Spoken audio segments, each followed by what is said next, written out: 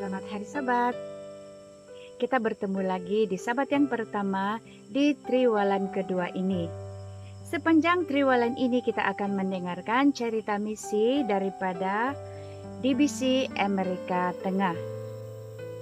Pada hari ini 3 April 2021, tajuk cerita mision kita ialah Para Gadis atau Tuhan. Daniel tinggal di Paramaribo, ibu kota negara Suriname. Seorang temannya memperkenalkannya dengan tarian hip-hop ketika dia baru berumur 11 tahun.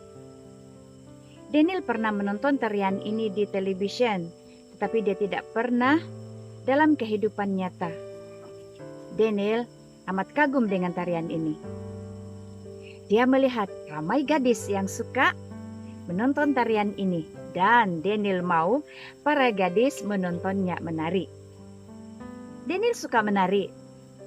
Dia belajar menari dan dia memenangi pertunjukan bakat tempatan yang menghadiahkannya lawatan ke Belanda. Populariti Daniel meningkat dan gadis-gadis ramai di sekelilingnya. Suatu hari, Daniel duduk di tempat tidurnya, berpikir, dan dia merasakan ada satu suara bertanya, "Apa yang ingin kamu lakukan dengan hidupmu?" Dengan terkejut, dia tertanya-tanya, apakah itu bisikan daripada Roh Kudus? Ibu bapak Daniel pernah membawanya ke gereja waktu dia masih kecil dahulu.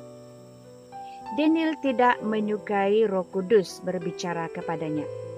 Dia menyukai populariti dan juga keseronokan dunia. Dia memutuskan untuk terus menari sehingga dia tidak lagi berupaya menari, barulah dia akan pergi ke gereja. Daniel mula mengalami mimpi buruk tentang diserang oleh iblis. Suatu malam, dia bermimpi tentang kedatangan Yesus kedua kali. Dia melihat Kristus di atas awan.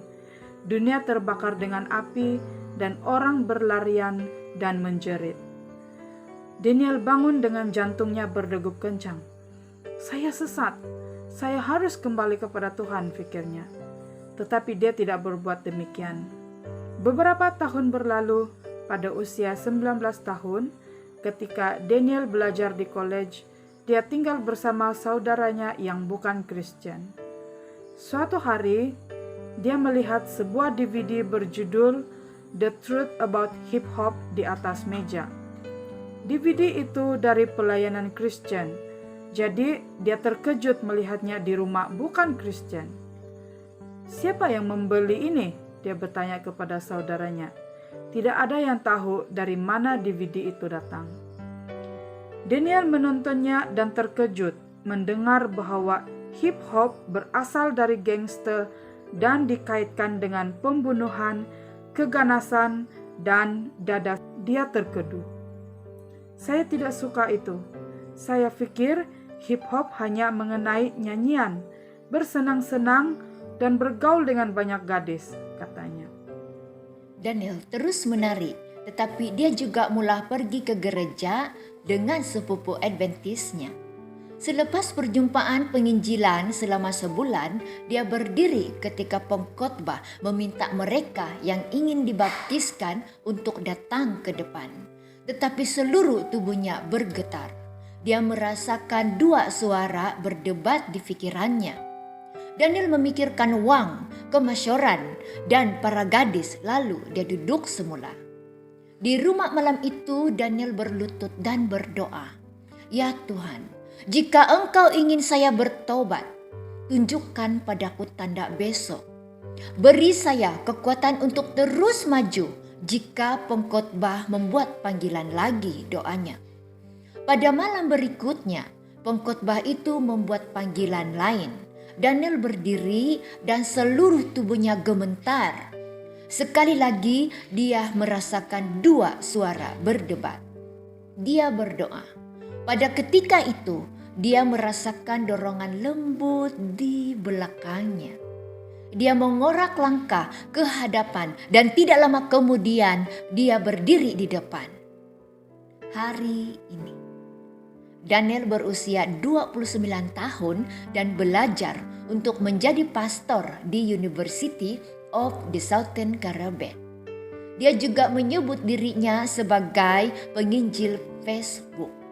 Nama Facebooknya ialah Daniel Amatairan.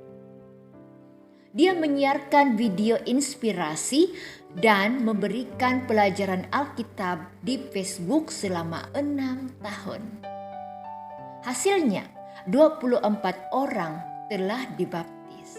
Terima kasih atas persembahan sahabat ke-13 Anda 3 tahun yang lalu untuk membina bangunan gereja yang pertama diadakan di University of the South Caribbean, tempat Daniel belajar di Trinidad dan Tobago.